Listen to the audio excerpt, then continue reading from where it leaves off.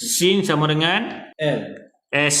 S. Vokal E. bunyi. S. Okey, mim sama dengan M. vokal E. bunyi. M. Okey, baca. Sama. Okey, sekali lagi. Sama. Okey, seterusnya sin sama dengan S. Vokal E. bunyi. S. Okey, mim sama dengan M.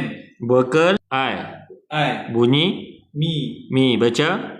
Semi. Okey, seterusnya sin sama dengan S. okey, vokal E. bunyi. S. Mim sama dengan tukang M, vokal U. bunyi apa? Mu. Gabungkan. Semu. Okey, gabungkan mula 1 2 3. Sama. Sami. Semu. Tapi lepas ni lepas sikit kita jangan tulis dah. Takut bergantung dekat bahasa Melayu tu. Okey, baik. Seterusnya sin sama dengan vokal I. bunyi. C. Okey, mim sama dengan M. vokal E. bunyi. Ma. Okey, gabungkan. Sima. Pandai. Seterusnya sin sama dengan S. vokal I. bunyi. C. Bagus. Mim sama dengan M. vokal I. bunyi. Simi. I. Bunyi apa dulu? Mi.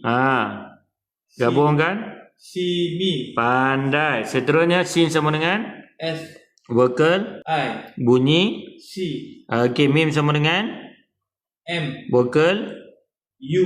bunyi. Mu. Okey, baca. Simu. Okey, gabungkan 3 tadi. Sima. Simi. Pandai.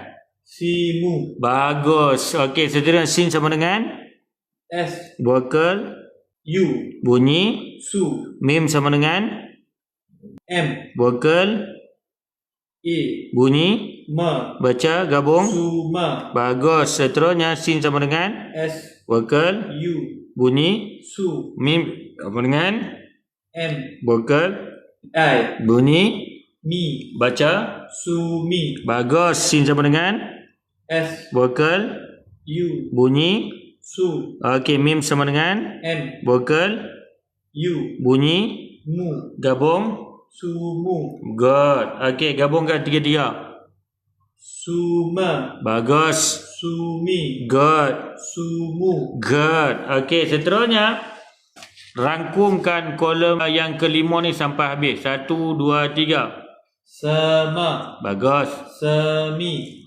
Semu.